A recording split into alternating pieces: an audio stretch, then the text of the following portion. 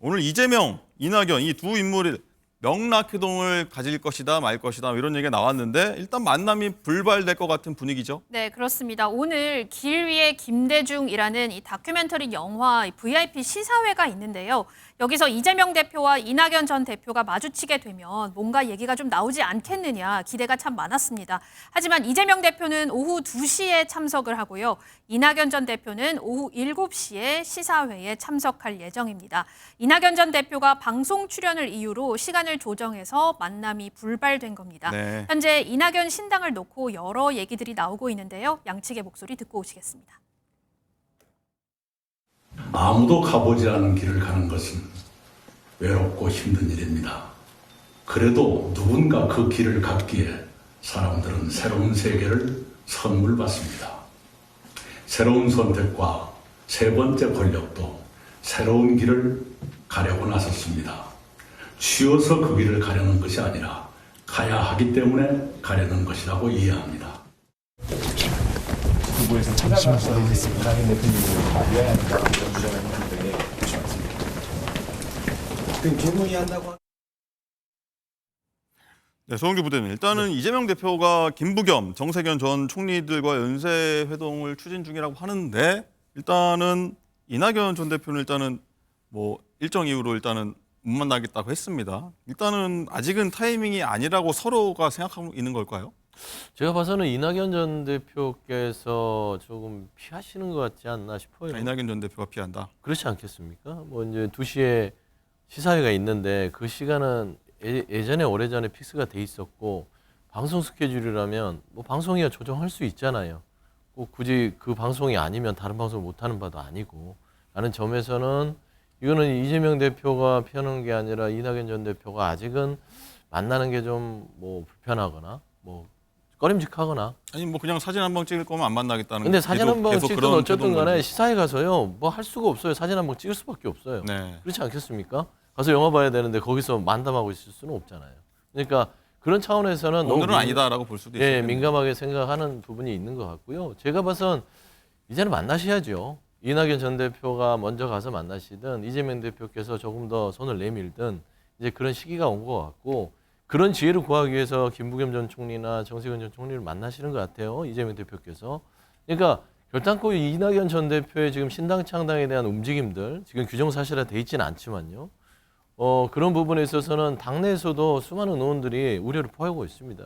그러니까 연판장이나 이런 부분들은 조금 이낙연 전 대표에게 어떻게 보면 무례할 수도 있는 그런 행동이긴 하지만 그럼에도 불구하고 당내 여론이 이낙연 전 대표가 나가시게 됐을 때 내년 총선에서 민주당에 별로 좋지 않은 영향이 있으니 당의 큰 어른으로서 네. 상임 고문으로서 민주당의 전 대표로서 총리로서 그런 길들을 가는 게 맞느냐라고 지금 만류하고 있기 때문에 저는 누가 옳다 그러다가 아니라요. 어떤 지금 이 시점에서는 당의 두 큰 이름 말하자면 지도자끼리 만나서 내년 총선의 승리를 위해서 머리를 맞대는 게 우선 아니겠습니까? 네. 네, 그런 말씀드립니다.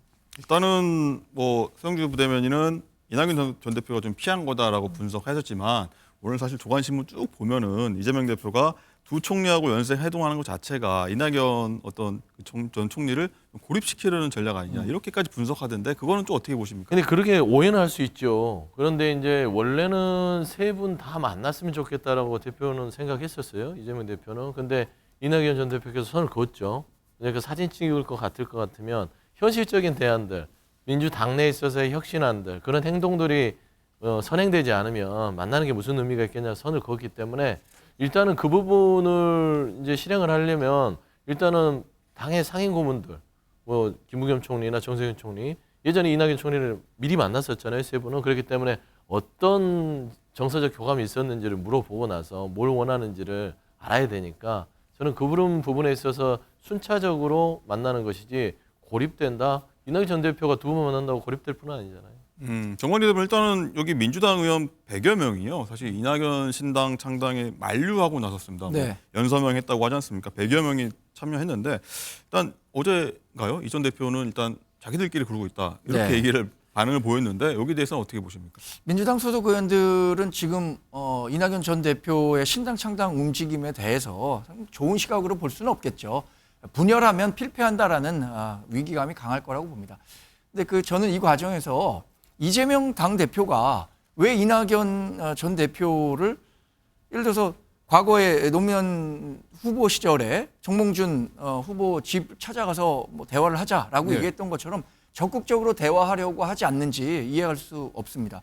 또 하나 지금 상황에서 놓고 본다면 대화에 적극적으로 나서야 할 사람은 이재명 대표지 이낙연 전 대표라고 생각하지 않거든요. 그리고 이낙연 전 대표는 분명한 변화의 메시지를 가져오면 그때 이야기를 해보겠다라고 했지 아까 앵커 말씀하신 것처럼 사진 찍는 정도의 이벤트로는 이재명 대표를 만날 필요가 없다라고 했는데 그런 측면에서 본다면 이재명 대표가 뭔가 이낙연 전 대표에게 제시할 수 있는 다양한 뭐 카드를 좀 마련했었어야 하는 게 아닌가라는 생각이 드는데 아직까지 그 카드를 만들지 못했기 때문에 만남이 성사되지 못하고 있다고 네. 봅니다. 일단 이 얘기도 해볼게요. 여기 조국 전 장관이요. 이낙연 신당 갈 일 없다. 이렇게 입장을 우리 냈습니다. 과거에 이런 얘기 있었지 않습니까? 문을 여니 조국이 보인다. 문재인 전 대통령, 이낙연 총리, 조국. 이렇게 좀 연결시키는 그런 인터넷 밈이었는데 정관 대변인 일단 이런 상황이라면 그건 안 되겠네요.